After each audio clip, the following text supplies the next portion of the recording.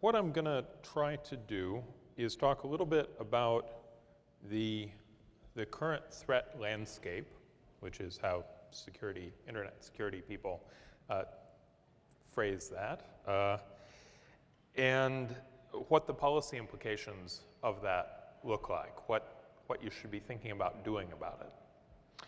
So there's been a lot in the news about China lately, about internet security issues that have been traced back to Chinese military intelligence.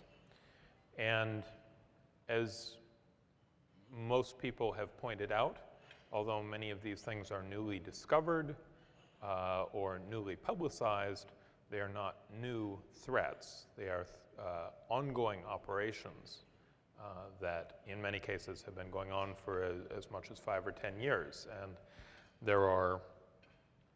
there's a history of Chinese military intelligence gathering through the internet that goes back much further than that, into the mid-90s.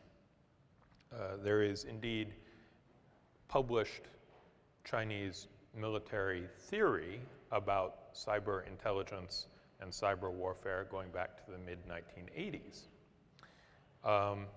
So there isn't a lot of mystery there. There's just a question of how much people care about it, how much the press publicizes it.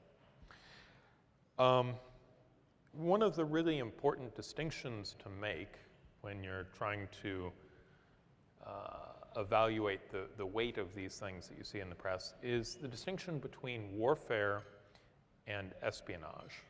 And very frequently we see the word cyber warfare used. Cyber warfare is actually a very rare thing.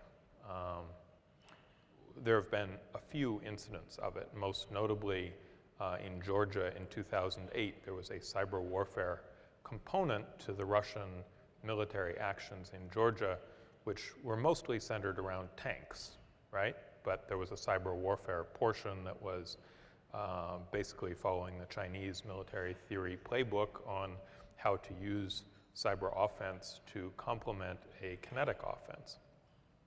But that's a rare thing. What China is doing is not warfare. What they're doing is espionage. They are picking up intellectual property and sifting through it and seeing whether there's anything there that advances their state of the art and using it as building blocks to further industrial development, which is really their goal there. It's not a primarily military goal. They just have a very, very tight integration between military, government, and economy there that we don't have.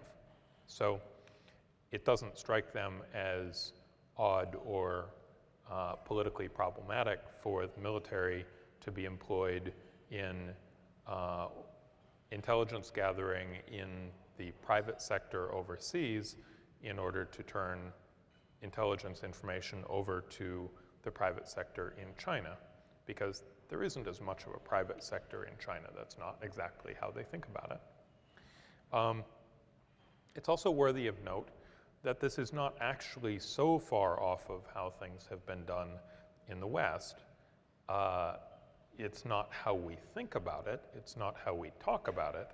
But if you go back to the late 1990s, there was a lot of intelligence sharing going on between echelon countries and echelon country private sector, particularly defense sector.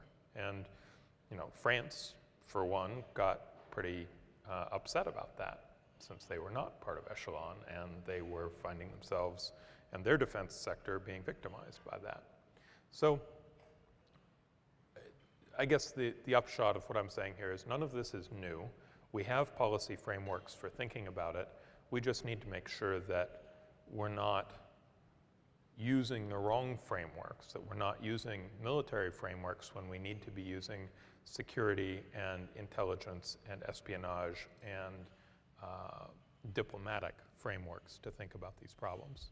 It's very easy, as you'll see the Pentagon do occasionally, to say, well, we caught them spying on our internets, so we have to threaten them with our nukes, right? Which is not a productive response, right?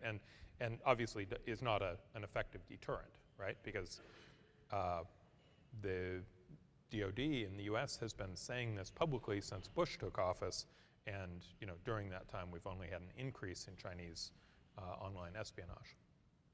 So I think we need to look from the sort of news reports and the intelligence gathering and so forth to the more fundamental weaknesses that are being uncovered that we need to do something about. And where those are in some of the building blocks of commercial security. More specifically, the certificate authority system has fallen apart, and time-based cryptographic tokens that are often used for securing VPNs and as two-factor authentication in login to online banking and that kind of thing, those have pretty well fallen apart at this point as well. So the certificate authority system is where the server-side certificates that provide SSL security for websites and email servers come from. So Verisign used to be the largest vendor of those certificates. They bailed out as quickly as they could when they realized that this was happening, and they sold that entire portion of their operation, which was, I think, a majority of their business at that point. They sold it all off to Symantec, who were kind of clueless and didn't realize that that was all headed down the drain. And so they rebooted a major company around just a few remaining business units, right, after having gotten rid of the majority of the company. And so Verisign is actually a much better, healthier company now than it was, say, 4 years ago before they jettisoned the certificate authority portion. Essentially, we've gone from having 2 or 3 companies in the world who issue these certificates to more than 400. And every major intelligence service in the world, including those of Iran and China and Saudi Arabia and so forth, all own one or more of those certificate authority issuers. And many of them have been compromised by other intelligence services as well. So where you see this cropping up most is in the spoofing of online banking sites and the spoofing of things like Microsoft Windows Update servers. So if you're running Windows and you think that your Windows client is downloading a new version of the operating system with security patches, which would be a very good thing, unfortunately that's not necessarily the case. You don't know for certain that it's talking to a Microsoft server and downloading something that's making things better. It could be talking to a Chinese military server and downloading something that's making things worse. The problem is that we structurally don't have a way of knowing which is happening now using the certificate authority system. So that's fallen apart. The other one is the time-based tokens. Many of you have seen those hanging off of people's keychains. They're a little fob with a tiny little LCD screen on it that puts up a new, usually 6-digit numeric passcode every few seconds. And that can be used as a second factor of authentication for logging into a lot of things, like a lot of commercial VPNs that allow traveling executives remote access to their home networks so that they can get theoretically secure access to their email and their confidential business documents. The problem here is that basic way of doing things was established at a time when memory was very, very expensive still. So the reason many people do it this way is because if you go back 15 or 20 years ago, a clock was a very cheap chip, but memory was a very expensive chip. And if you wanted to put something on a keychain, memory was big, right? A stick of memory was like that, But a clock was something that fit inside a digital wristwatch, which many people had 20 years ago. So volume production of clock chips was accurate, cheap, ubiquitous, no problem getting those. So if you combined a clock chip, which was cheap, with a tiny bit of memory that contained a seed and a tiny processor that would do some algorithmic process on the seed value and the time and come up with a unique result, that was a way of getting yourself a password that would work as long as the cryptographic algorithm was secure. And by secure, I mean mathematically demonstrated to not be reversible. I don't mean secret, right? Ideally, you do not want this to be secret. You want a whole lot of mathematicians to all have looked at this and demonstrated that it is not problematic, right? So that's the opposite of a secret. You want it to be so strong that it can withstand any amount of public scrutiny. The key value, the seed value, that's what needs to be a secret, right? That's the input along with the exact time. So over that last 20 years, many of the encryption algorithms that have been used have been found by mathematicians to not be secure, to be repeatable in different ways that don't require as much processor power, so that they can be brute forced. So you can take a supercomputer and use a different algorithm, a complementary algorithm, against data to come out with the unencrypted data without starting out with that seed value. Okay, so that's one problem. Another problem is that the seed value itself has to remain confidential. You may recall, may not recall since it was not talked about too much, about two years ago, going on 3 years ago now, RSA had to disclose that they had been keeping a database of all of the seed values of all of the tokens that they had ever sold, along with the serial numbers of the key fobs and who the customer had been. They said that they were keeping that for customer service reasons, so that if anything really important ever got lost, they could recreate a key fob for it. So since already every algorithm that they had ever put into those key fobs had already been demonstrated to be insecure, there wasn't really anything left at that point.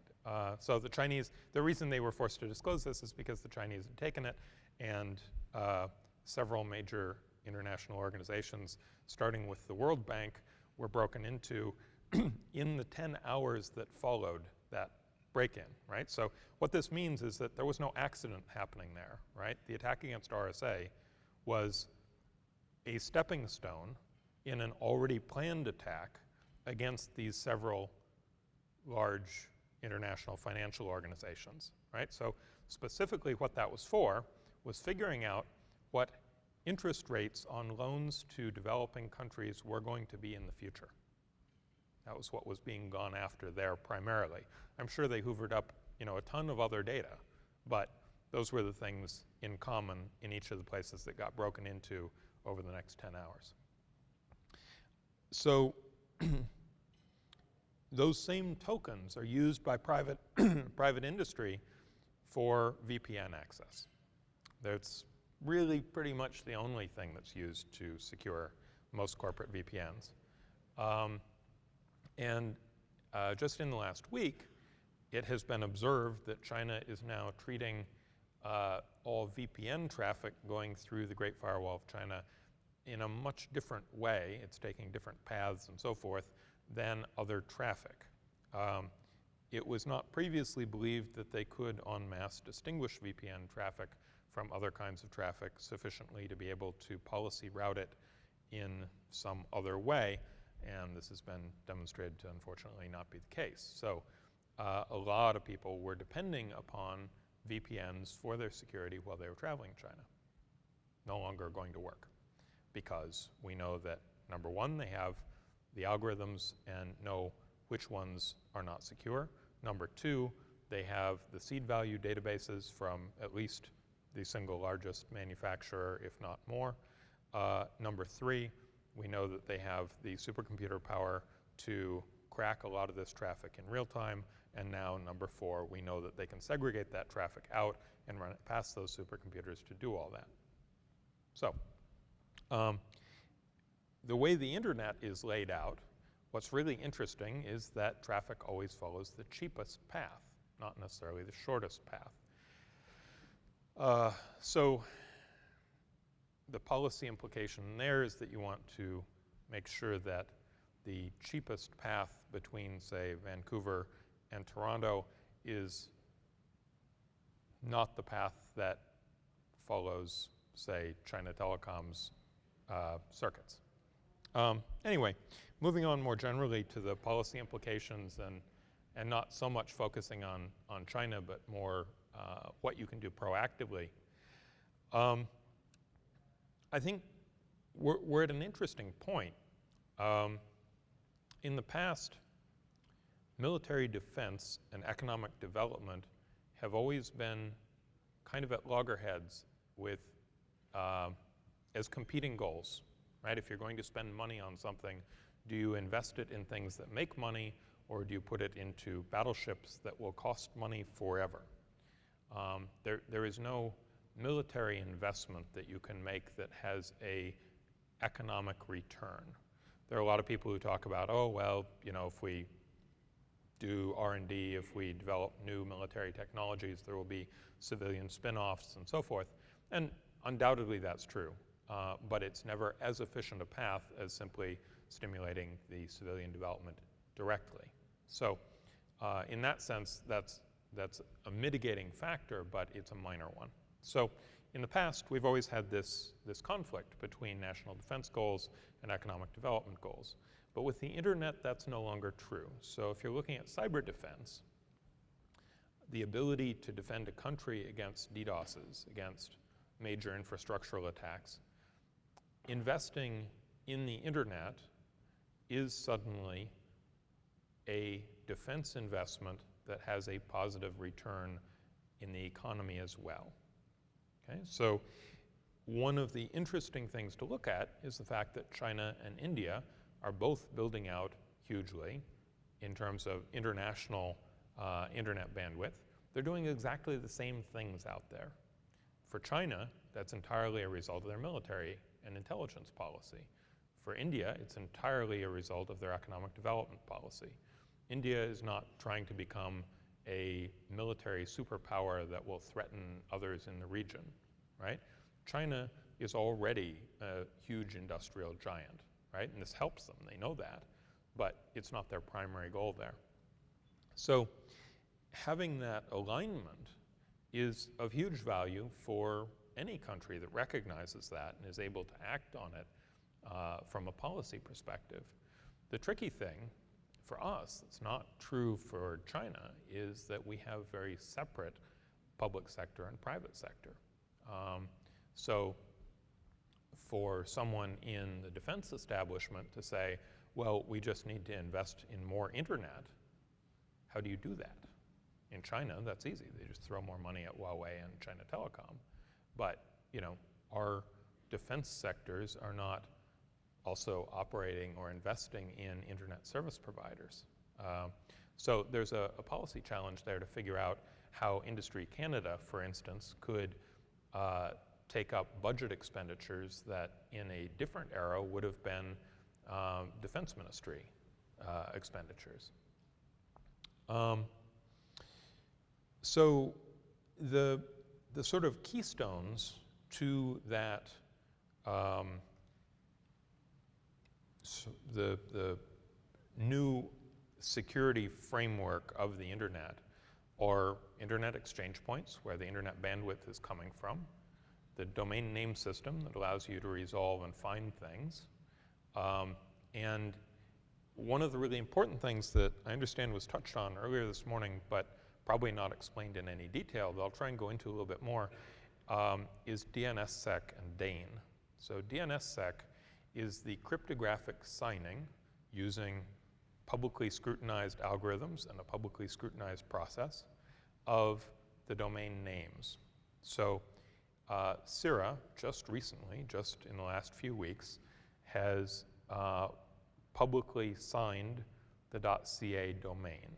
This means that there is a cryptographic key that CIRA is holding that they use to sign every delegation out to every subdomain of .ca.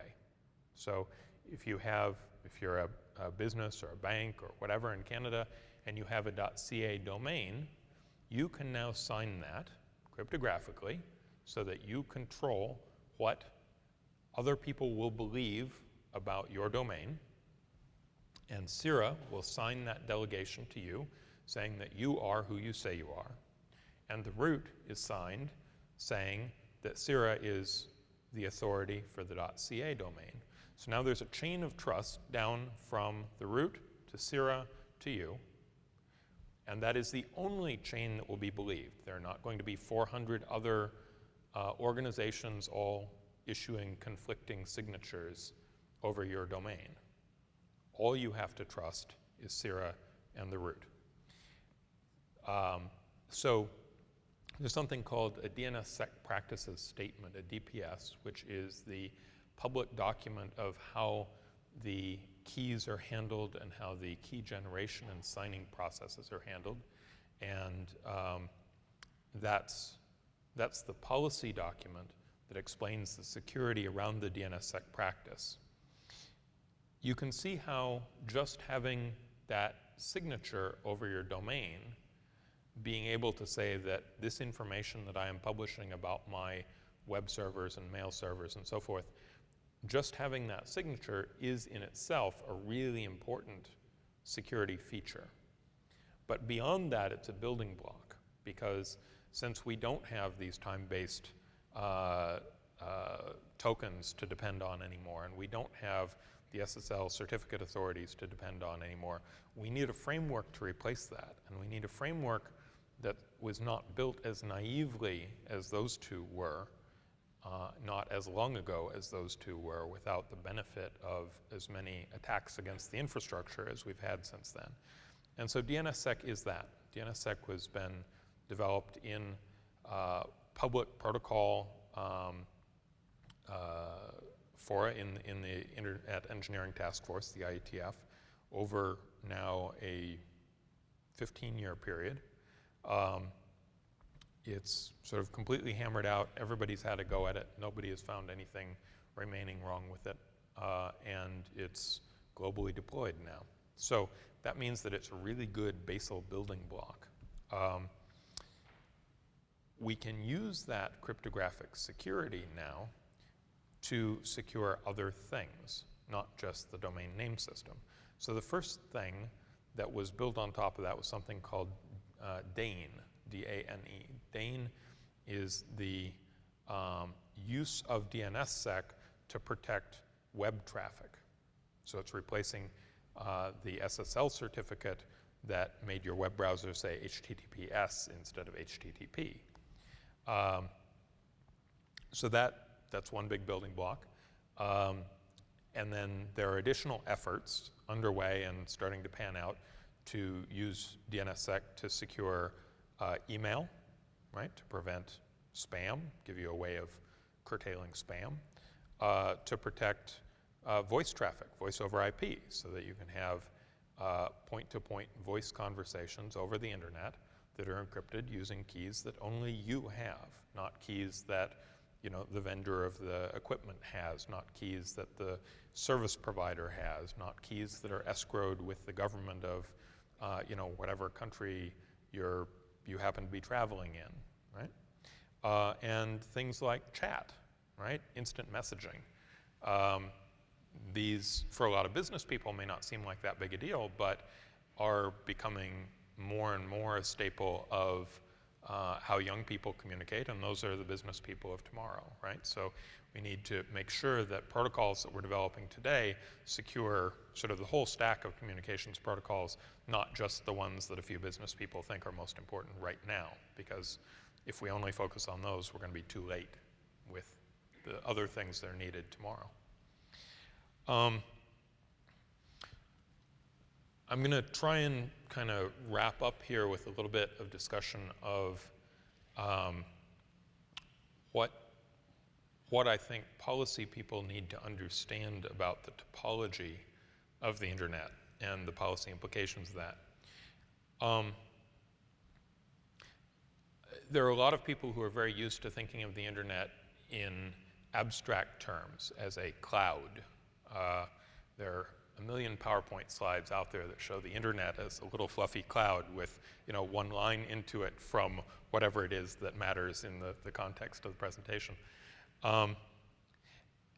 Any understanding of something by analogy is inherently incomplete, right? Any analogy that's used to try to understand something is an understanding of the other thing, the analogous thing, and you're trying to draw a parallel from that to something else. So trying to understand the internet, the topology of the internet and the security of the internet by analogy to something else is never going to be sufficient for someone who's actually got responsibility for security in the internet or responsibility for making policy about security in the internet. That doesn't mean that everybody has to be an engineer capable of programming a router. What it means is that if you have responsibility for this, you need to have a hierarchy of people under you who are able to understand the specifics at full detail. One sort of important way to think about this is the difference between the things that you understand by analogy and reality. The gaps between those two pictures of the world are the places where an attacker will come in through, right? They're not going to come in the place that you've just analogized to an airport or just analogized to the postal system or just analogized to the voice network, right? Their attack is not going to come in the form of a virtual navy, right? I've heard a million people talk about, you know, the cyber navy of the future, right?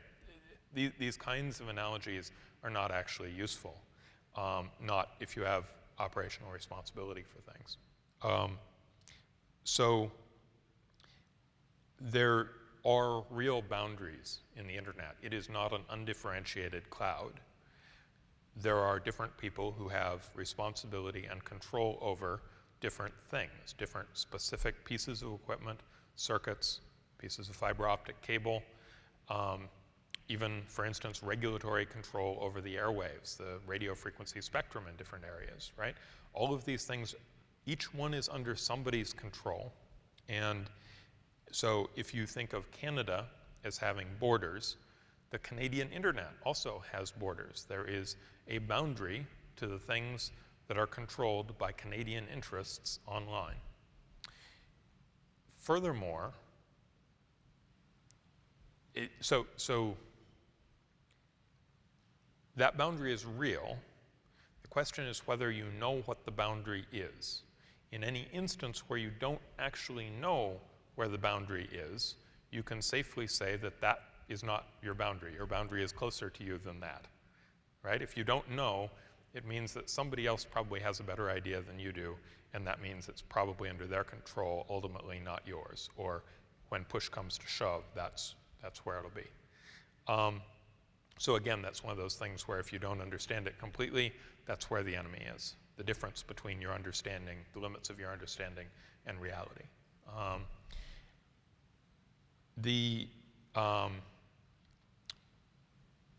The sort of important takeaway from a policy perspective is that there needs to be some ultimately defensible boundary within that larger border.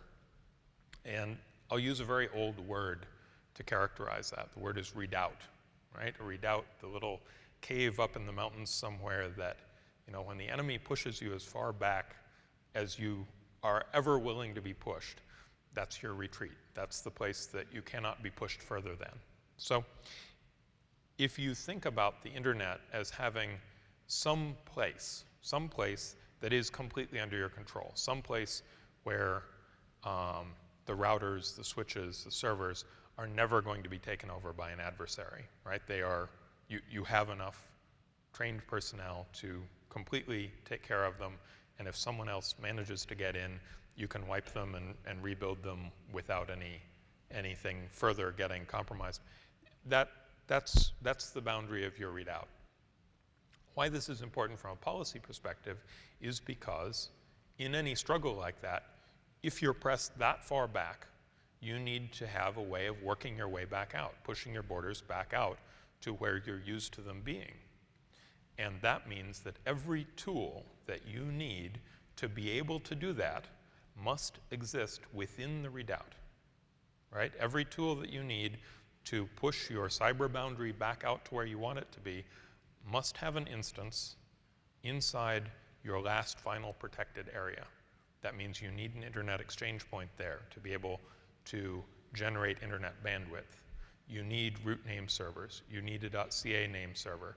You need your entire DNSSEC signing process to be in there. There are a number of other things that you're going to consider critical, right? There are going to be governmental email servers. There are going to be, some military assets. There are going to be national financial records, right? But you need to be thinking of these things as having to be located somewhere on the internet that is ultimately defensible, right? That is not ever subject to compromise by an adversary. And that requires a different level of policy thought. That requires that you know that you have people who are not thinking by analogy responsible for those areas. One thing that is always important to think about when you are too small to do everything yourself, as most organizations are too small to do everything themselves. Most organizations outsource some things, right? But the more you're outsourcing, the more you need to think about who the ultimate beneficiary of something is, right? So there are a lot of free services on the internet, and many of them have very attractive propositions. Many of them are offering things that look very good. But if you're not the one paying for it, you need to think about who is, because Canada has somewhat better, for instance, personal privacy laws than the United States does, and somewhat weaker than Europe does. There are a lot of these businesses that are simply not able to offer in Europe the kinds of things that they offer in the US and to a large degree Canada as well, because the blunt truth is that someone else is paying for you to have a service so that they can see what it is that you're doing. Generally, that's advertisers.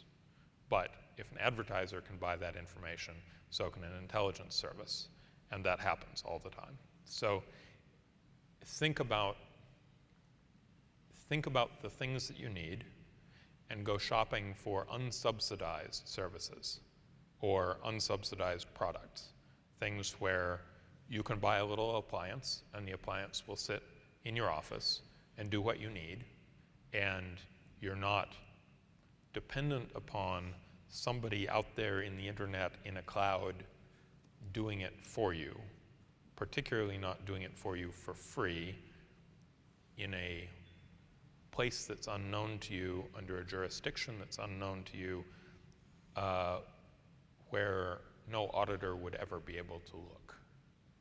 That's kind of a general answer, but I think the takeaway from it is if you want a website and email, there are plenty of nice little appliances that can sit in the back of your office and do all that for you, and they have perfectly good technical support, and it'll all be right there. And if you want an off-site backup, find another office or a friend or something to have another one of those boxes and have them do replication between the two boxes, and then you've got what you need with a relatively modest upfront investment and very little maintenance cost and no trained expert personnel, and you're not subject to leakage of, say, customer PII out into a jurisdiction like Taiwan, just because that happens to be a cheap place to put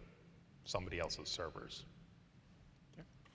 I'm going to take a question from our online folks, and Bill, it's on the monitors. Can you speak for a moment on Estonia, the role IXPs played in the attacks, and why it's critical for any nation, region, etc., to have a robust IXP infrastructure? And that's from Jay Zach. Yeah, absolutely. So I think the The instructive comparison to be made there is between Estonia and Georgia. So both were attacked by Russia within the span of about a year and a half. You know, both were involved in petrochemical export conflict with Russia as the motivation. Russia had very similar resources to bring to bear. One attack was almost completely unsuccessful, was only really measurable for about 7 hours between 11 p.m. and 6 a.m. One night. The other attack was completely successful for at least 3 or 4 months and forced the entire government to relocate all of its email, all of its web services, everything over onto Google free services. So the difference is that Estonia had 2 internet exchange points and a CERT. Georgia had neither of those things. So Estonia had 2 domestic facilities for producing internet bandwidth inside their borders, and they had a CERT, a Computer Emergency Response Team, that was a sort of amalgam of private sector, government, and law enforcement people sitting in an office being smart about security and having pre-existing relationships with everybody they needed to know in order to resolve a problem when it came up. So that's what certs are, right? Certs are just a bunch of smart people sitting in a room maintaining personal relationships with security people in other places so that when something happens, they've already drunk a beer with them, they're already trusted. They don't need to suddenly establish a new trust relationship under suspicious circumstances with somebody they've never met before and get them to do something for them. That's difficult, right? But being able to use a CERT, being able to protect your internet exchange points, being able to continue to use those to produce domestic bandwidth to serve your population, that's 2 of the really major building blocks to a successful, secure national internet. The exchange points are where the internet service providers produce the bandwidth and exchange traffic with each other domestically. And so as long as the attack is not being sourced from inside the country, those are completely inviolate, right? There was no way the Russians could touch those. So the attack had to come in over the border, right, through international fiber. Now, because they had a CERT, they were able to just call the CERTs of the countries that were adjacent to them on those fibers and say, hey, you know, this attack is coming in towards us over this fiber. Can you just stop the attack on your side of the fiber instead of us having to stop it on our side, right? And that worked because they had good relationships. Georgia, no internet exchange points, right? So they had no way of producing bandwidth domestically. It all had to be imported over fiber coming from other countries. At that time, they had 7 fibers across the border. 6 went to Russia, 1 went to Turkey, right? So the 6 coming from Russia, obviously, were being used for the attack. There was no room left on them to keep anybody up and running. The one coming from Turkey,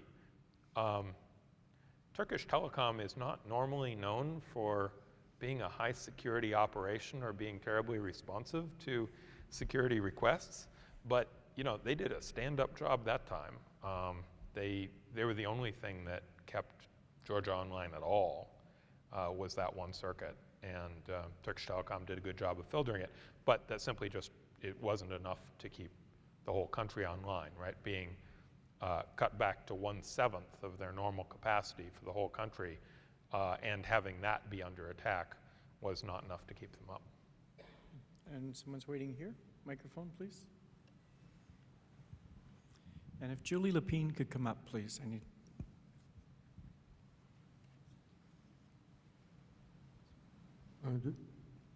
Hi, my name is Michel Hébert. I just want to come back to what you said in the beginning, according to the live updates, because you have live updates in many programs, and you might have bought it legally, and you still have live updates. Should this be turned off? No. And the problem is that, actually, let me give you a more refined answer. If I had a computer with nuclear launch codes on it, I would definitely turn off the live updates, right? Because the risk there is very high, and the payoff of being able to get real-time patching of stuff is low, right? So I would invest in air-gap security. I would disconnect that from the internet. Whatever security needed to be done on it, I would have one of my employees do it by hand, right?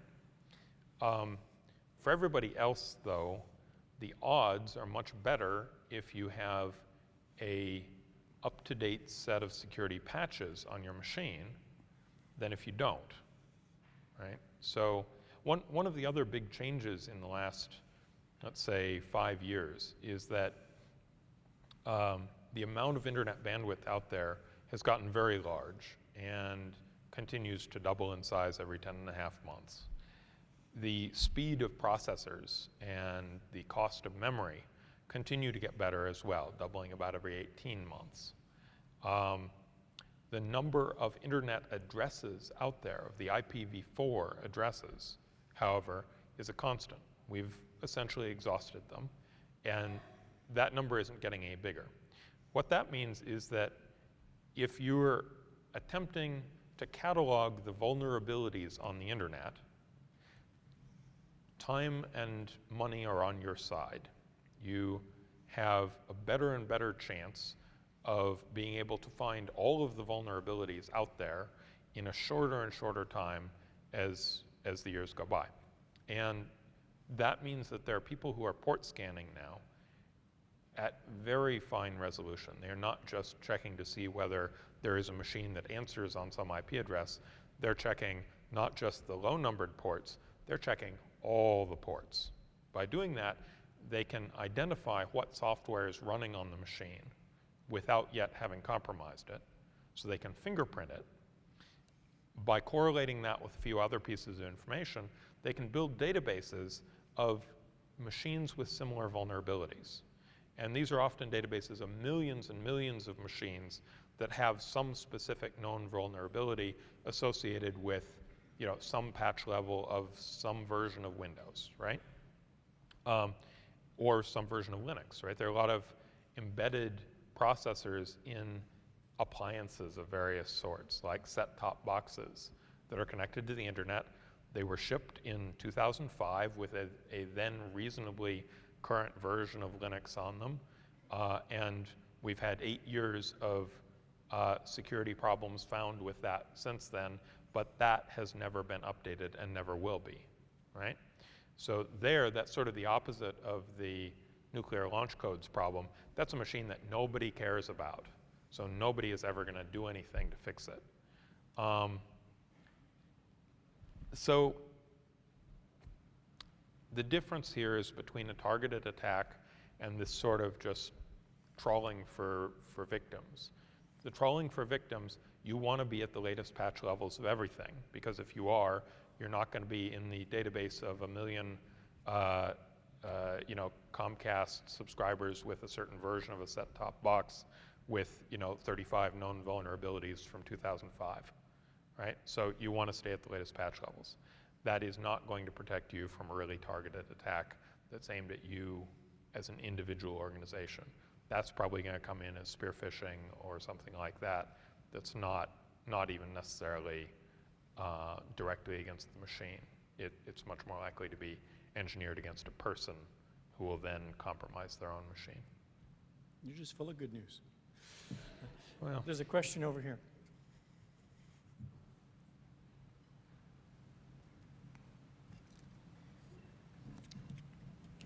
Thank you. This question. A little closer, please.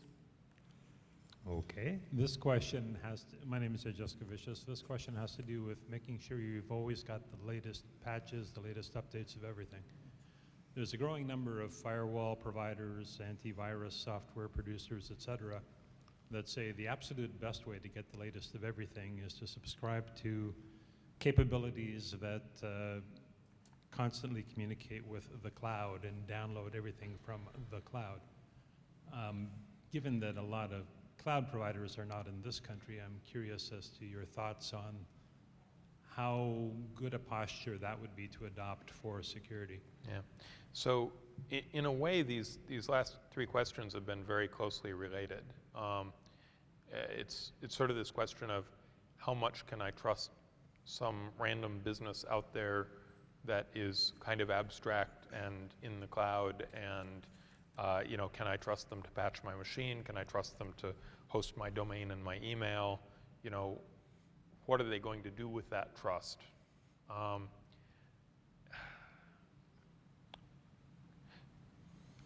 So the whole subscribing to updates thing, again, what I would look at is people's business model. That is not to say that somebody who charges you for, well, first of all, something where you get a free subscription to patches applied from somewhere in the cloud, that, I mean, there might be good instances of that, but fundamentally, that doesn't seem like a very good set of incentives. All right, so let's move on to the sort of big, well-understood companies, the McAfees and the Symantec's and so forth, where you're paying for a subscription, you're paying for a product and so forth. There are a set of companies that sell subscriptions to security patches and updates, and that is their only product, and that is all they make money doing. At first, that might sound really good until you think about their incentive structure. Their incentive structure is to make sure that there are always things that need to be patched, right? So at the turn of the last century in Seattle, there were horrible problems with rats coming off of ships and coming down with all the logging trade, and the city had a scourge of rats, and there was a lot of work done, policy work done by the city of Seattle around bounties for rats, right? How much would the city of Seattle pay you for a dead rat? This is remarkably similar to the fundamental economic problem around network security and computer security, right? There are financial incentives being offered of various sorts to try to correct security problems. But depending where the money is going, it may actually encourage people to farm rats, right? So the policy questions around how to deal with that are really tricky. They're not terribly different than policy questions around controlling other kinds of nuisances. That's sort of beyond my area of expertise and into economics more than security per se. But what I would look at instead are open source things where people are working in their own interest and you can take the benefit of that, and commercial products where there is not a separation between the vendor of the thing that you want and the vendor who's responsible for making sure that it's secure, okay? So if you're to buy a copy of Windows from Microsoft and a server from Dell and a copy of whatever it is that McAfee sells for securing that, you have 3 different vendors, none of which is going to ultimately take responsibility for everything, and all 3 of whom are perfectly happy with the status quo financially and in terms of model. Not to tout a specific vendor, but if you look at Apple, it's one vendor for the hardware, the operating system, and all the security. They charge a fair bit for the hardware, so you know where they're making their money. The operating system is, very reasonably priced. All the security stuff is no additional cost because they do not want anybody out there to not be running the latest and greatest, right? They don't want anybody to get compromised because if they do, it's going to hurt their hardware sales because everybody knows that those are a bundle, a package, right? That there aren't like 5 different vendors selling the security service for that platform. So, it needs to be right the first time. There are certainly plenty of other vendors that will sell you a package like that and stand behind it. Again, I'm not touting that one vendor, but at the same time, when you go to a security conference and everybody whips out their laptops, there's only one vendor actually represented there. So there's a reason for that. I'm going to take an online question and then at least one more, and we might be out of time at that point. So Bill, again, the monitors, from N. Patterson, what's the difference between network security and end user privacy? So we've got actually 2 differences there, right? There's a question between the network and end user, and there's a question between security and privacy. The difference between security and privacy is actually a much smaller difference, I would say. Security is the ability to maintain and control your privacy, right? It's keeping autonomous control over the decisions of what's private and what's public. So in some ways, that's a less meaningful distinction, right? They're 2 different things, but all sort of on the same side of the fence. The network and the user is the big one. So the purpose of the network is to move bits from one place to the other. It's not to move some bits. It's not to move good bits or bad bits. It's not to move some faster and some slower. It's to get everything to its destination as quickly as possible, right? You probably wouldn't be as happy with the Postal Service if everything got opened and inspected along the way, right? You probably wouldn't be as happy with the Postal Service if they made a lot of decisions about which pieces of your email to throw away for you in order to protect you. That's a very well-established paradigm in which you are ultimately fully responsible for your own security, right? You do not expect that when the mail arrives, somebody else will have gone through it and protected you from the contents. On the internet, though, because it's simply newer and less familiar to a lot of people, there are a lot of people who just assume that somebody else will have already gone through and made everything safe for them. As a result, there are service providers that attempt to do that. I kind of badmouthed services in the cloud and free services in the cloud before, but to sort of give a good counterexample, there's a huge advantage to using, for instance, Gmail, which is that when somebody sends a piece of spam, they send it to a lot of people. And you're only one of Gmail's many, many users, which means that any piece of spam that shows up in your mailbox will already have shown up in somebody else's mailbox. And you are not going to be the very first person, in all likelihood, to open your mailbox and see that piece of spam. Instead, Google's automatic filters are likely to catch a fair amount of it. They're likely to see that something went to a whole lot of people, and that makes it more suspicious. And somebody else might flag that as spam before you go and check your mail. And if they do that, then that piece of spam will be removed from your mailbox before you ever get a chance to see it. So effectively, you never got that piece of spam. You maintain your own servers. Your server is going to have to do that work. You're going to receive the spam, and your server is going to have to grind away, figure out that it's spam, and throw it away for you to receive the same net benefit. But one way or other, you'll have paid to make that happen, just as Google is paying to make that happen. That blurs the line between what's network and what's end user. But in general, the network's there to make things go and not to make them stop. And end users have responsibility for protecting their own privacy and the security of their own systems.